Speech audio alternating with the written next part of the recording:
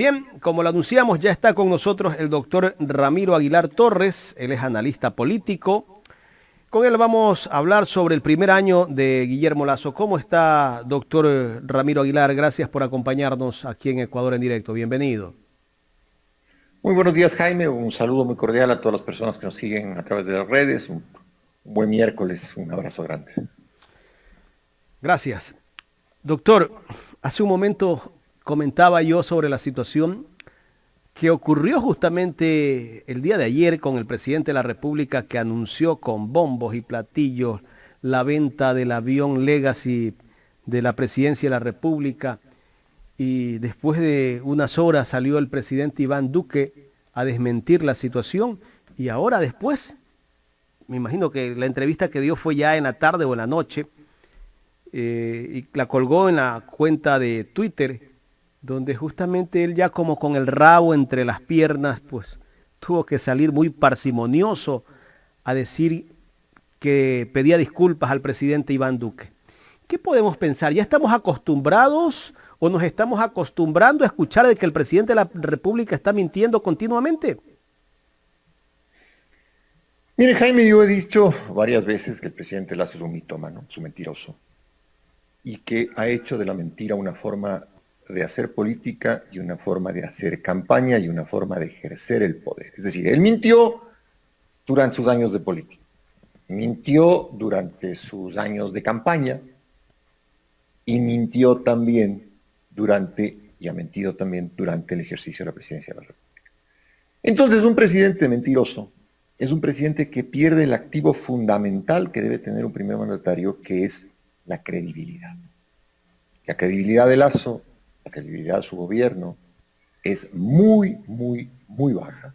En un escenario donde lo que más necesitamos es credibilidad en las políticas públicas y en el presidente, porque estamos viviendo una crisis terrible, una crisis de violencia, una crisis económica, una crisis de desempleo, una crisis de desmantelamiento de los servicios públicos. Entonces, frente a eso, si usted ya no tiene ni siquiera la palabra presidencial, la cosa es compleja. Pero no solamente es eso, Jaime, no solamente es que no tiene la palabra presidencial. En la última crisis carcelaria, en la masacre de Turi, en el Ecuador no estuvieron físicamente presentes ni el presidente de la República, ni el vicepresidente de la República. Tuvo que salir un policía al que nombraron ministro del Interior a pedido de la Embajada Americana, y esto es confesión del propio ministro del Interior, no es ninguna cosa extraña, a tratar de dar alguna explicación en esa ausencia total de un presidente a quien en el balance de este año, ya conversaremos más adelante, se le puede tildar sin la menor dificultad como un no presidente. Correcto.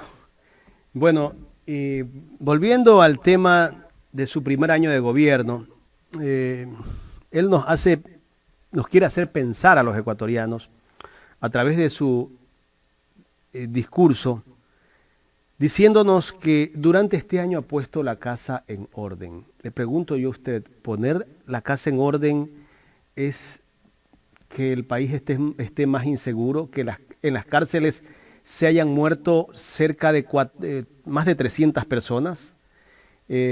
Bueno, no hay créditos para los emprendedores que tanto ha anunciado él, del 1%, porque acá nos escriben siempre personas que quieren intentar tener un crédito y no se los dan. Bueno, hay un montón de situaciones que, la verdad, que cuando lo escucho al presidente de la República decir que hemos puesto la casa en orden, nos deja mucho que pensar de este doctor. Bueno, seguramente puso su casa en orden, ¿no? La casa de él. Y tan la casa de él está en orden que ha viajado con su esposa, con la primera dama, doña María de Lourdes. Ha hecho más viajes en este año que obra pública. Ha hecho más viajes en este año que las veces en las que dijo la verdad. O sea, más ha viajado Lasso en ocasiones que el número de ocasiones que él dice la verdad. Entonces, claro, su casa está en orden, debe estar feliz, su esposa María de Lourdes debe estar feliz porque ahora viaja como primera dama. Sí, su casa debe estar en orden, pero el país está en un desastre. Lo que pasa es que quizá, Jaime, para Lasso, en esa forma de no ser presidente, es decir, de disfrutar solo de la parafernalia, del protocolo, de la adulación, quizá en ese no ser presidente, Lasso exprese mejor que nadie ese pensamiento anormal que suele tener la derecha política de que los pobres son prescindibles, de que las vidas de los pobres no importan. Porque al final, dentro de las 300 personas que han muerto en los motines carcelarios, Jaime, hay gente de clase media. Habrá quizá en algunos casos, pero hay sustancialmente gente marginal y gente pobre. Gente que, a ojos vista, como decimos los abogados, a Lazo le importa poco o nada. Y no solamente a Lazo, a la prensa corporativa, que ha levantado rapidísimo el discurso de que se están matando entre bandas, y entonces como se matan entre bandas, pues esas vidas son prescindibles. A la extrema derecha, que tiene exactamente el mismo discurso. Y que no se dan cuenta, que la sociedad ecuatoriana, Jaime, y lo vuelvo a repetir una vez más, aún a riesgo de convertir lo que voy a decir en una cantaleta, pero la sociedad ecuatoriana es violenta, está armada, y esa violencia se expresa no solo en las cárceles, sino en las calles. Los sicarios ahora son el brazo armado del narcotráfico. Cuando venza a una de las bandas, a quien evidentemente está favoreciendo la policía, la que fuere, el sicariato va a quedarse libre. Y al quedarse libre, entonces, como los sicarios no tienen otra actividad, ¿qué les quedará? Matar abogados que han hecho mal su trabajo, médicos que han operado mal, inquilinos que no pagan el arriendo, deudores morosos. Esa es la realidad del país. Ahora no la vemos porque estamos viendo, digamos, que el escenario primigenio, el Big Bang de la violencia, que es esta gran explosión de la narcoactividad. Pero en el fondo, créame, Jaime, yo creo que ese ausentismo de Lazo, del propio Borrero, de no estar aquí cuando las crisis se producen, es porque esas vidas les importan muy poco. No se olvide usted que en la masacre de la penitenciaría del Litoral, el Lazo estaba en la cena de los marines conmemorando la fundación de esa rama de las Fuerzas Armadas norteamericanas, vestido de smoking, brindando champán por la sangre que se derramaba en la penitenciaría. Y esta última vez estuvo muy contrito él, besando el muro de los lamentos. Le importa muy poco a él, a la derecha y a la prensa corporativa la vida de la gente que se está muriendo en las calles, sin darse cuenta de que en ese nivel de violencia todos somos potenciales víctimas. Y bueno, también hemos escuchado al presidente de la República que cuando se dan muertes violentas en la calle como que justifican que son vendetas entre bandas, ¿no? Eso como que quiere decir que no importa que se maten porque son bandas, ¿no? Y eso genera pues inseguridad no solamente para las personas que son ejecutadas en ese lugar, sino para toda la gente que está alrededor. Pero mire, Jaime, la violencia es un fenómeno que afecta a todos directamente. Y le voy a poner un ejemplo sencillo. Se jugaba la semana anterior el clásico del astillero, Barcelona-Emelec. Entre los propios hinchas de Barcelona se desata una gran bronca. Unos dicen que incitados por algunos hinchas del Emelec que estaban en una suite del Monumental, otros no. Pero lo importante no es por qué se desata la bronca. Lo importante es que usted al estadio va con su familia, va con sus niños. Yo personalmente he ido con mis hijos al estadio desde muy chicos ellos, desde muy niños. O van con los nietos, o van con la novia, o van con el novio. Es decir, esas actividades que son sustancialmente recreativas y de gran concentración social terminan siendo también polos de violencia. Entonces, esa afirmación de que se están matando entre bandas o que solamente se matan en las cárceles o en las calles de los barrios marginales no es cierto. Además, tan no es cierto que los sacapintas están matando ahora por 300 o 400 dólares fuera de las entidades bancarias. Pero le repito, Jaime, es ese discurso de Lazo que en el fondo conlleva una ideología muy clara que concibe a los pobres como absolutamente prescindibles. Bueno, claro, y mientras el presidente de la República anda con un equipo de seguridad, me imagino, de más de 20 personas, él se siente seguro, pero la gente de a pie, pues, es la que está expuesta a que en cualquier momento le ocurra cualquier situación peligrosa. Ahora, le pregunto yo a usted, doctor, ¿qué tan complicado puede ser combatir la inseguridad en este país? Porque yo creo que si hay un gobierno que está decidido a combatirla, lo puede hacer. Pero por supuesto, a ver, yo escribí ayer un artículo desde la reflexión política y desde exactamente la verdad del narco. Y la siguiente reflexión que le pido hacer al pueblo ecuatoriano es la siguiente. Supongamos que todas las bandas armadas y violentas en el país se unen. Supongamos que las más de 15.000 personas, jóvenes todos que están integrando bandas armadas, se junten. Supongamos que en vez de dedicarse al narco tengan una consigna política y quieran derrocar al gobierno, cambiar el sistema, atentar contra el Estado. Inmediatamente, todo el aparataje del Estado se volvería para infiltrar las bandas, para hacer detenciones, como el sistema y el Estado se defienden básicamente cuando se ven afectados el poder de quienes, de los que dominan de facto una sociedad, esto es de los banqueros, de los grandes empresarios, de los dueños de los medios de comunicación. Todos ellos darían una gran presión al gobierno para que Fuerzas Armadas y Policía infiltren, intercepten llamadas, usen los aparatos de inteligencia, rastrillen las zonas, etcétera. Porque tiene contenido político, porque se ven amenazados. Pero en el caso del narcotráfico no lo hacen, ¿por qué? Porque el narcotráfico, desde luego que no quiere enfrentarse al Estado, no quiere enfrentarse al sistema, porque es el convalidador del sistema.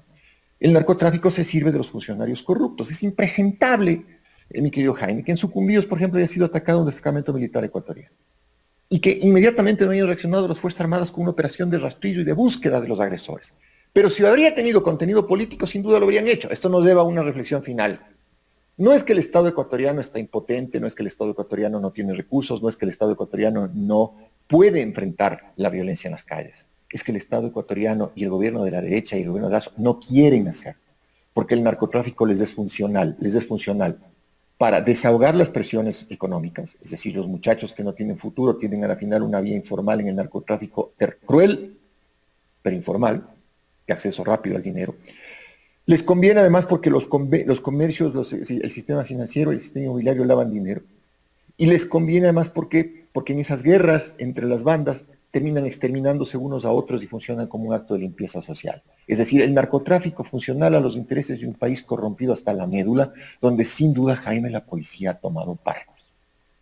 Ha tomado partido y el papel de la policía es liberar calles, liberar cárceles, dejar que durante algunas horas las calles y las cárceles sean controladas por los narcos para que las bandas se destrocen entre ellas.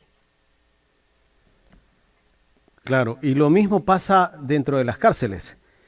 Yo creo que también ahí es decisión del gobierno tener política y tener un plan para controlar las cárceles.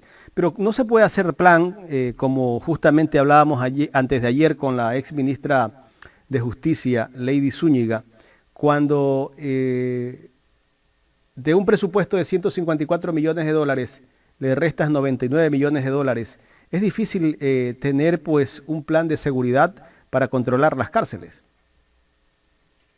Pero además, Jaime, a ver, si está terriblemente penetrado el SNAI por el narcotráfico, si está terriblemente penetrada la policía y las Fuerzas Armadas por el narcotráfico, sería imprudente, sería absurdo darles $1. O sea, si a mí me preguntan, si el gobierno debe darle $1 a la policía como recursos al SNAI o a las Fuerzas Armadas, les diría no les den un centavo mientras no las depuren. Porque si no pasa lo que acaba de pasar en el rastrillo de la policía en el cuartel Modelo en Guayaquil, donde les roban en el rastrillo de la policía 150 pistolas automáticas que salen a las calles para ser usadas por los sicarios. Entonces, a ver, es verdad que faltan recursos, es absolutamente cierto que faltan recursos, y faltan recursos porque desde el inicio la política pública de Lazo fue reducir al máximo los servicios públicos. Uno de los servicios públicos es la seguridad y la justicia. Pero en este punto, cuando la policía está corrompida, cuando las Fuerzas Armadas están corrompidas, antes de darles recursos hay que depurarlas primero, Jaime, eso es fundamental. Claro, hay que depurarlas y para eso se necesita una decisión también de parte del gobierno. Parece ser que con todo lo que vemos y cuando el presidente sale a justificar cierta incapacidad, porque eso es incapacidad, de no controlar las cárceles, no controlar la seguridad externa en las calles, él sale y dice que la culpa es de Correa. Bueno, si la culpa es de Correa, ¿quién está gobernando en este momento? Pues ahí nos hacemos una pregunta, ¿quién está gobernando en este momento? Y él dice, no, pues es que Correa pactó 10 años con las bandas y por eso el país estaba tranquilo. O sea, no sé si es que lo hace para distraer al pueblo de tantos problemas que tiene, pero esa es la manera de cómo justifica y los medios de comunicación también pues le siguen el juego. Le siguen el juego, pero veo que el vicepresidente está harto, ¿no? O sea, yo creo que el propio Borrero en una entrevista que da ayer dice, a ver, ya es hora de dejar de echar la culpa a los otros y empezar a hacer nuestra parte del trabajo. ya para que le haya llegado a hartar a Borrero, a su vicepresidente, es que incluso el discurso de Lazo se vuelve cansón para su propio gobierno, porque al final del día, Jaime, quienes van a rendir cuentas de los actos no solamente es Lazo, son sus ministros, sus viceministros, sus subsecretarios, que en una gestión cero, una gestión de un año que no han hecho nada, en algún punto van a tener que rendir cuentas, que dar la cara, en algún punto tiene que evaluarse su gestión. Entonces, sí, Lazo echa la culpa a todo el mundo, que es el artificio básico de un mediocre, pues un mediocre no va a asumir su responsabilidad, un mediocre echa la culpa al resto. Y Lazo se olvida, además de que él cogobernó con Moreno desde el año 2017. Entonces Lazo no debe un año en el gobierno, debe un año dando la cara. Pero Lazo debe gobernando 5 años. Y 5 años de un gobierno, tanto el de Moreno como el suyo, que han sido llenos de mentira, mentira. Doctor, le transmito una pregunta que me hace Gisela Coronel. Dice, ¿y cómo se depura a las Fuerzas Armadas y a la policía? A ver, es fácil, ¿no? O sea, va a costar el número de efectivos que van a tener que irse, pero es preferible que se vayan a que se Claro. queden infiltrados en la policía. Y otra cosa, no es que se van a ir cobrando el retiro y vaya haciendo más, pues, o sea, porque esa gente sale a ser mano de obra de la infantería de las bandas. No. Aquí hay que hacer pruebas de polígrafo, aquí hay que pasar pruebas de adicción a drogas, aquí hay que pasar auditorías De de bienes. los recursos, auditorías de bienes públicos, y de aquellos que les han sido dados en custodia, armas, uniformes, etcétera, y auditorías de bienes de sus familias, de sus queridas, de sus queridos, de sus sobrinas, de sus suegras, de sus esposas, etcétera, de lo que sea, porque la Contraloría debe hacer un gran trabajo. Pero ahí viene otro tema, Jaime. La Contraloría está peor que la policía. Peor, De peor. ahí hay que partir. Exactamente. La Contraloría está absolutamente infectada y ni siquiera tiene Contralor titular. Entonces, ¿cómo puede usted auditar la policía o auditar las Fuerzas Armadas y los patrimonios de esta gente con mucho rigor si los auditores de la Contraloría no pueden explicar sus propios patrimonios? Si el Contralor no es legítimo. Entonces, finalmente, el precio que pagó el Ecuador por la destrucción de la institucionalidad nos termina enrostrando una realidad que es muy dolorosa. Bueno, la herencia que nos dejó Trujillo, ¿no? Creo que de ahí partió la destrucción de todo, ¿no?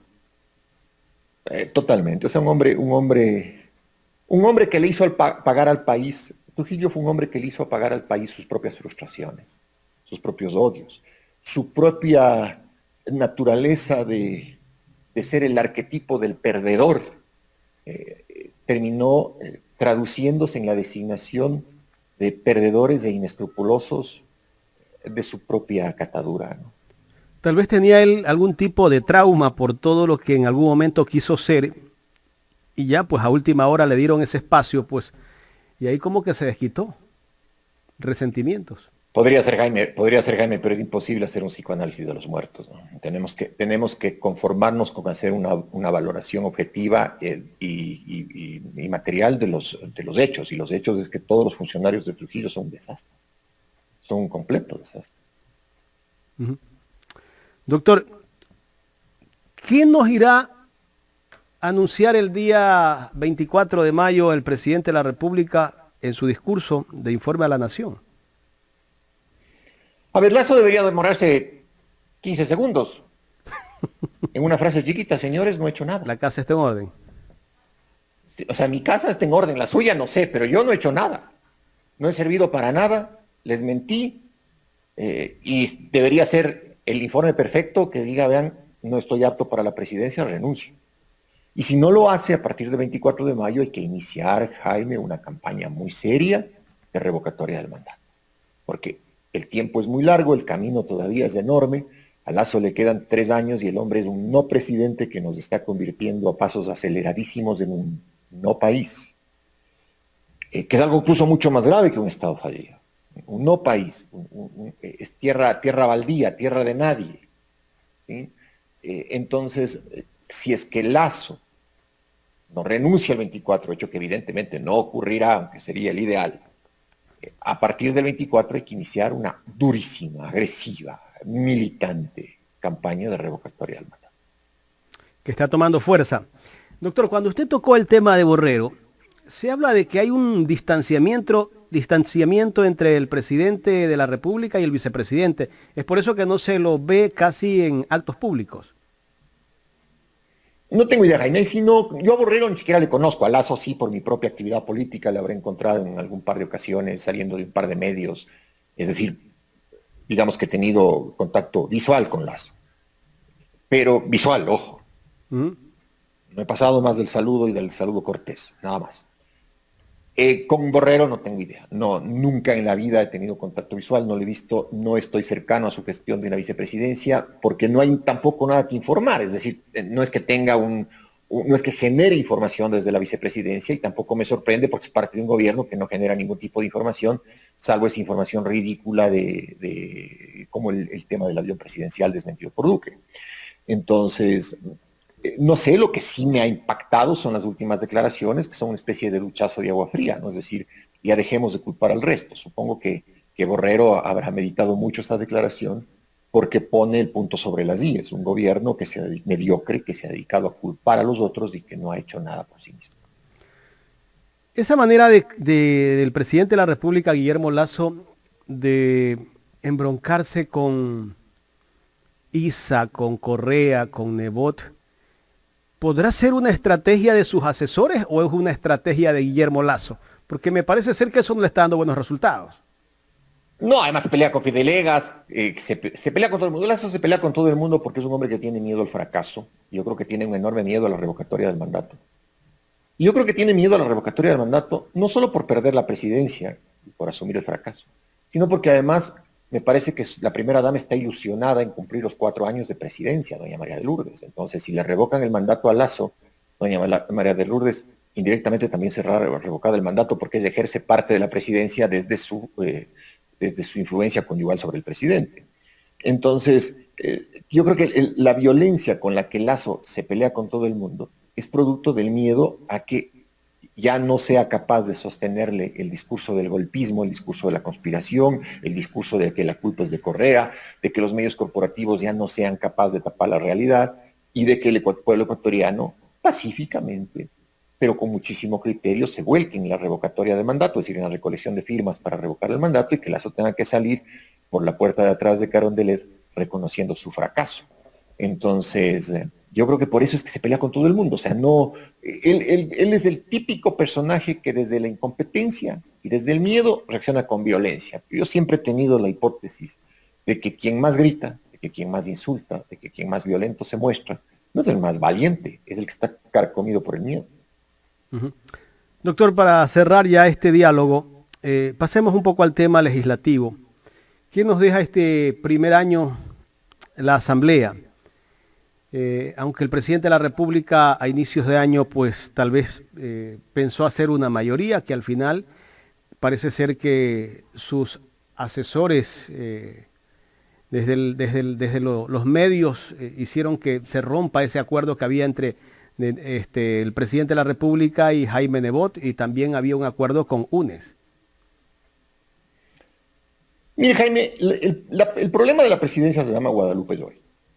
La señora no tiene competencia para presidir la Asamblea y ha transformado a la Asamblea en un organismo inmóvil. Pero incluso inmóvil, la Asamblea ha sido un contrapeso débil, pero un contrapeso.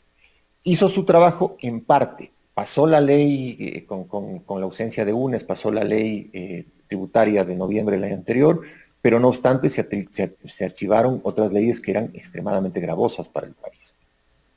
Y se archivaron a pesar de la voluntad de Llori, contra la voluntad de Llori, pero se archivaron. Me parece a mí que la Asamblea, siempre en un país, siempre en una democracia, Jaime, siempre en una democracia un parlamento es bueno. Bueno porque sirve de contrapeso. Que sea mediocre, que sea malo, que sea inmóvil, pero que exista. Y la Asamblea ecuatoriana existe. Es incompetente, es inmóvil, es altamente desprestigiada, pero está. Y al final del día, al estar en una democracia con un presidente como Lazo, de alguna manera ha servido como contrapeso. Me habría gustado una asamblea de mejor calidad, pero yo creo que eso lograremos de alguna manera en el momento en el que la señora Llori sea echada de la presidencia porque la señora no puede continuar un año más. La señora no tiene aptitud, no tiene competencia, es extremadamente violenta y exacerba la política echándola al lodazal más grande de la actividad pública. ¿Quién la sostiene a Yori? Probablemente Lazo, y algún equipo muy cercano de la extrema derecha cercano a Lazo. La dirigencia de Pachacuti y de la CONAIE también, aunque se hagan los locos, deben estar ahí con algún acuerdo, porque es más fácil pactar con Yori que pactar con el resto de sectores, sobre todo temas burocráticos del interior de la Asamblea o gobernaciones o direcciones provinciales de ciertas provincias. Entonces, Yori es responsabilidad de la CONAIE, Yori es responsabilidad de Pachacuti, Yori es responsabilidad de Lazo, pero me parece a mí que ya es insostenible. Es una asamblea que ya se resiste y usa todos los antibióticos políticos posibles para deshacerse de esa enfermedad política que le transmitió la señora Yori desde la violencia, desde la agresividad, desde su falta de debate democrático, desde su falta de capacidad incluso técnica para conducir la asamblea.